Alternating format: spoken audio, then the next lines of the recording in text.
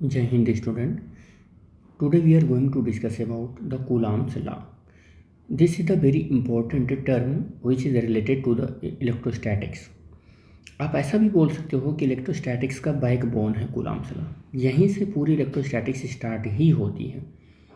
यानी कि इलेक्ट्रोस्टैटिक्स बिना कूलॉम्स लॉ को जाने आप स्टार्ट कर ही नहीं सकते हैं, जो कि इलेक्ट्रोस्टैटिक्स के बारे में बहुत ब्रॉड इन्फॉर्मेशन देता है।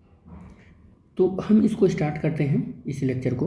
तो हम जानते हैं कि प्लस और माइनस चार्ज के बीच में कैसा फोर्स होता है, रिपल्सन का फोर्स होता है। प्लस चार्ज हो और माइनस चार्ज हो और प्लस चार्ज हो, तो इनके बीच का कैसा फोर्स होता है, अट्रैक्शन का फोर्स होता है।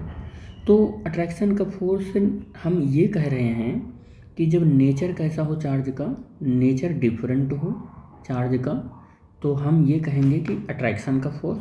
और लाइक चार्जेज अगर हों, लाइक चार्जेज यानी कि नेचर क्या हो, नेचर कैसा हो चार्ज का,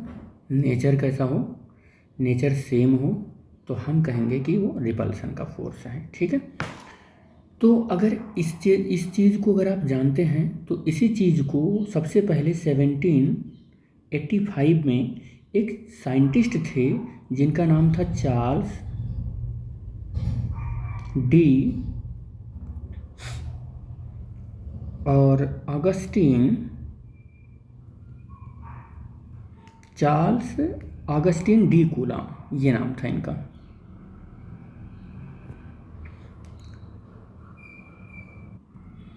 तो इन्होंने अपने एक्सपेरिमेंटल डेटा के बिहाफ पर एक ला दिया दो चार्जेज के बीच में लगने वाले फोर्स के लिए। तो उन्होंने क्या माना कि अगर एक चार्ज है Q1 और एक दूसरा चार्ज है Q2 और इन दोनों के बीच में अगर कोई फोर्स है तो उस फोर्स को हम बोलेंगे कि इलेक्ट्रोस्टैटिक्स फोर्स है। ठीक है। और चार्ज की कंडीशन उन्हें बताया कि चार्ज स्टेशनरी होनी चाहिए, लेकिन वो कैसी होनी चाहिए। देखो, ये Q1 चार्ज है, ये Q2 चार्ज है। तो अगर ये यहाँ पर मैं ये कहूँ कि देखो Q1 ऐसे लिखो और Q2 और यहाँ लिखो मोशन और यहाँ लिखो रेस्ट। एक टेबल बना देते हैं इसके लिए। देखो, अगर मैं कहूँ कि Q1 मोशन में है और Q2 रेस्ट में है, तो कूलॉम्स लॉ वैलिड है। याद रखना, कूलॉम्स लॉ वैलिड। अगर मैं कहूँ कि ये रुका हुआ है यानी स्टेशनरी है और ये मोशन में है, तो भी वैलिड। याद रखना, तो भी क्या होगा, वैलिड होगा। ठीक है। ये केस नंबर 1 हुआ।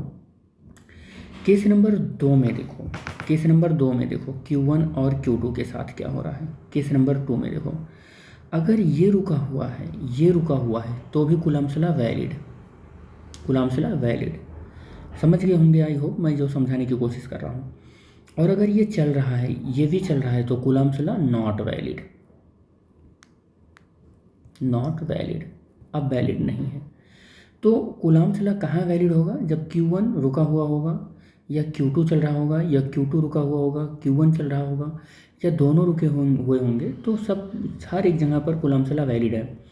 लेकिन अगर दोनों चल रहे होंगे तो वैलिड नहीं है। तो ऐसी कंडीशन के लिए कूलॉम ने अपना एक्सपेरिमेंटल डेटा क्या दिया कि अगर दो चार्जेज हैं तो उनके बीच में लगने वाला जो इलेक्ट्रोस्टैटिक्स फोर्स है, वो इलेक्ट्रोस्टैटिक्स फोर्स इन दोनों चार्जेज के बीच में जो डिस्टेंस है, वो डिस्टेंस अगर मैं r मान लूँ, तो इन डिस्टेंस के इन्वर्सली प्रोपोर्शनल है स्क्वायर के। और ये दोनों चार्ज का अगर मैग्नीट्यूड Q1 और Q2 है तो इनके प्रोडक्ट के डायरेक्टली प्रोपोर्शनल है। इस तरीके से एक्सपेरिमेंटल डेटा के बिहाफ पर उन्होंने अपना ला दिया। तो ला को मैं लिख देता हूँ। तो इसी मैथमेटिकल फार्मूले को टैबुलेट कर हम लोग लिखते हैं कि the force of attraction of repulsion between the two stationary point charge, एक स्टेशनरी पॉइंट चार्ज Q1 और Q2 है, और कह रहे हैं कि इनके बीच के इन दोनों चार्जेस के बीच में चाहे वो अट्रैक्शन का फोर्स लग रहा हो, चाहे वो रिपल्सन का फोर्स लग रहा हो, ये फोर्स इन दोनों चार्जेज के क्या है, प्रोडक्ट के, इन दोनों चार्जेज के प्रोडक्ट के डायरेक्टली प्रोपोर्शनल है। और इन्हीं दोनों चार्जेज के बीच के डिस्टेंस के इनवर्सली प्रोपोर्शनल है। देखो इनवर्सली प्रोपोर्शनल है, यही हमने आपको अभी वही बताया था, यही अभी हमने आपको बताया था।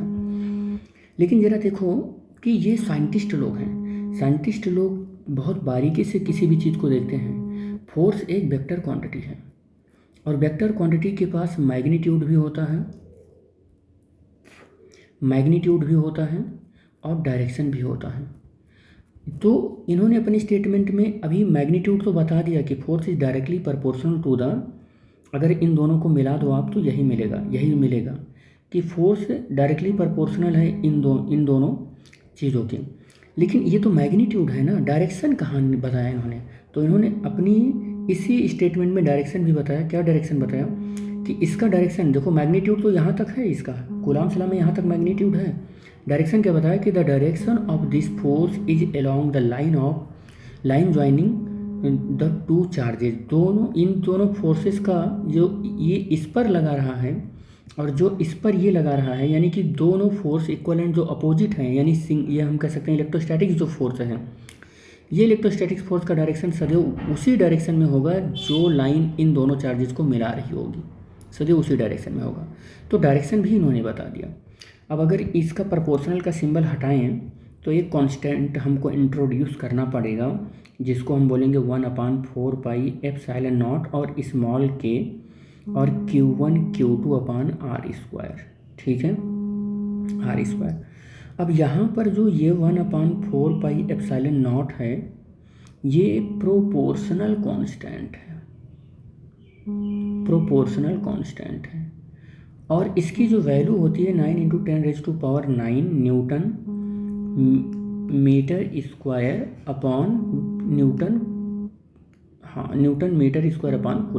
होता है, ठीक है।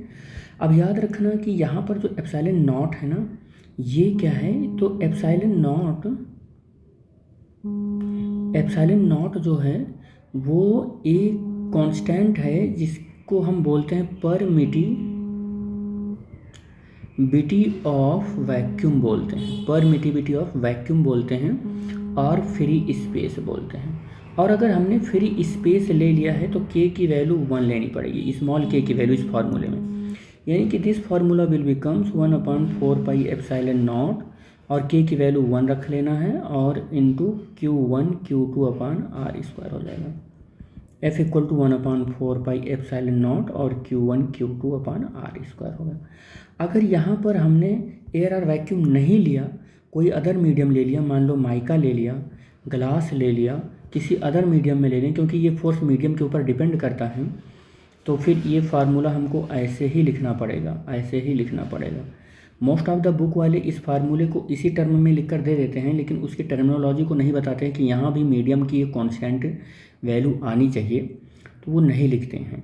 अच्छा, एक बात और बता दें कि ये फार्मूला ऐसे भी होता है, तो इस फार्मूले को आप 1/4πε नॉट ना लिखकर एप्सिलॉन लिखें और Q1 Q2/r² ऐसे भी आप लिख सकते हैं, ठीक है।